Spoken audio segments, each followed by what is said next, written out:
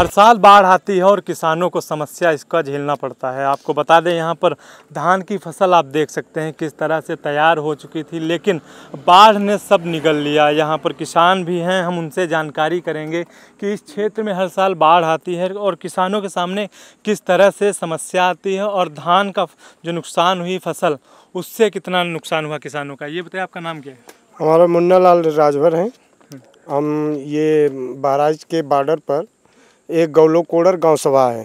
ये ज़िला सीतापुर तहसील बिस्वा में आता है, ब्लॉक रेउसा पड़ता है। और ये सर घाघरा के किनारे, ये अपना सरजू माँ के किनारे ये गांव सभा है।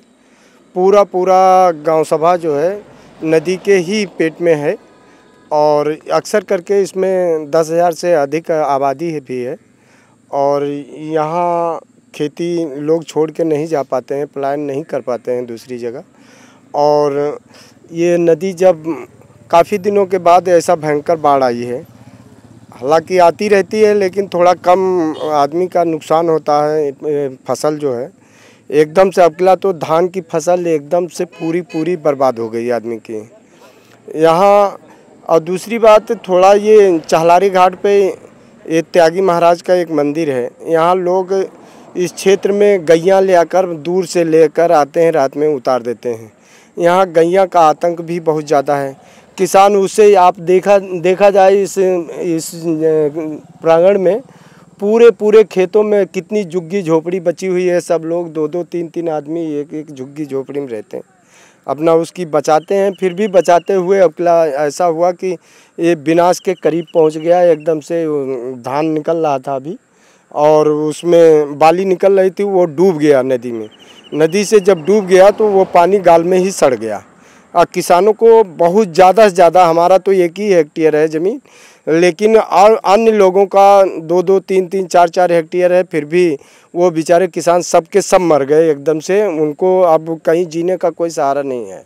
तो ये समस्या है कि हर साल यहाँ पर बाढ़ आती है और धान की फसल इस बार तो पूरी तरीके से डूब चुकी है। कटने वाला था धान किसानों का, लेकिन उसके बावजूद यहाँ पर बरसात के बाद आई बाढ़ ने किसानों को चौपट करके रख दिया।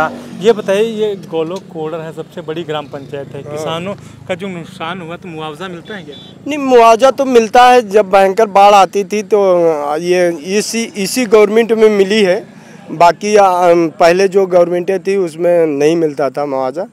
पिछले तीसरे साल, आज के ये तीसरे साल फसल जो बर्बाद हुई थी उसमें मिला था, लेकिन पीछे जो हुआ था उसमें नहीं मिला था। अब इस साल गवर्नमेंट का क्या प्रावधान है, क्या देगी या नहीं देगी, ये तो उनके सरकार के ऊपर है।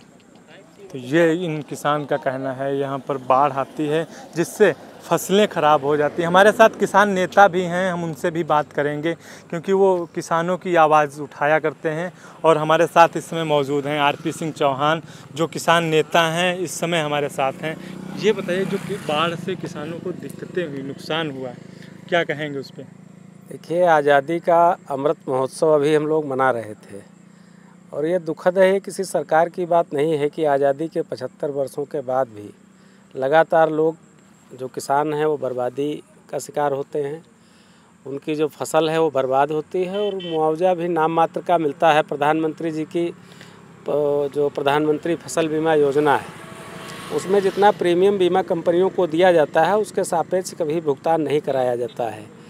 तो इस तरीके की समस्याएं हैं। गायों की, छुट्टा जानवरों की अलग समस्या है। तो इसका सरकार को चाहिए कि कोई स्थायी समाधान हो।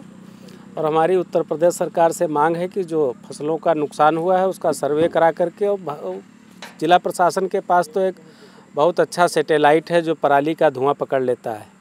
तो जो फसलों की बर्बादी हुई है उसी सैटेलाइट से उसका सर्वे तत्काल करा लेना चाहिए। इसमें कोई लेखपाल की ज़रूरतें नहीं है। और भौतिक सत्यापन भी अगर आप कराना चाहें तो फसलें एक तरफ से डूबी हैं, 100% का नुकसान है, तो कहीं कोई इसमें शंका की गुंजाइश है ही नहीं। जिन किसानों का नुकसान हुआ है उनको तत्काल सहायता सरकार मुहैया कराए, राष्ट्रीय लोकदल यह मांग करता है। हर साल यहाँ बाढ़ आती है, लाखों हजारों किसान परेशान हो जाते हैं इस बाढ़ की समस्या से। इसको लेकर सरकार काफ़ी बजट भी देती है, क्या कहेंगे इस पर, उनको कितनी राहत मिलती है? देखिए, सरकार कितना बजट देती है, हम लोग चहलारी के पुल के पास खड़े हैं।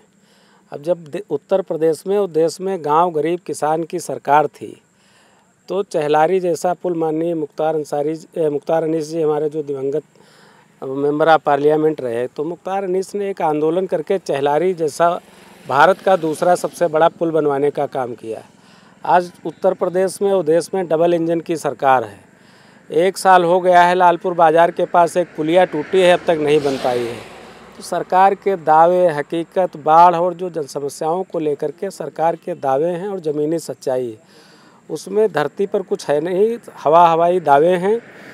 तो इस सरकार से कोई उम्मीद करना जो हो जाए तो अच्छा है, ना हो तो राम राज्य चल ही रहा है। अच्छे दिन लोगों को दिवा स्वप्न ऐसे लगते हैं और काटने लगे हैं। ये इनका कहना है। आतिश सिंह चौहान जो किसान नेता हैं, हमेशा से किसानों की आवाज़ उठाते आए हैं। आपको बता दें कि सीएम योगी ने हवाई सर्वेक्षण भी किया है बाढ़ इलाकों का, लेकिन उसके बावजूद यहाँ पर आपको स्थिति दिखाने आए हैं। हम अपने कैमरामैन से कहेंगे कि यहाँ पर जो सैकड़ों बीघा धान की फसल है जो उग के तैयार हो चुकी थी, बरसात के बाद आई बाढ़ ने उसे तबाह कर दिया। इसको लेकर यहाँ के किसान जो हैं कराह रहे हैं, मुआवजे का इंतज़ार कर रहे हैं। इंडिया से विपिन राजवंशी, सीतापुर।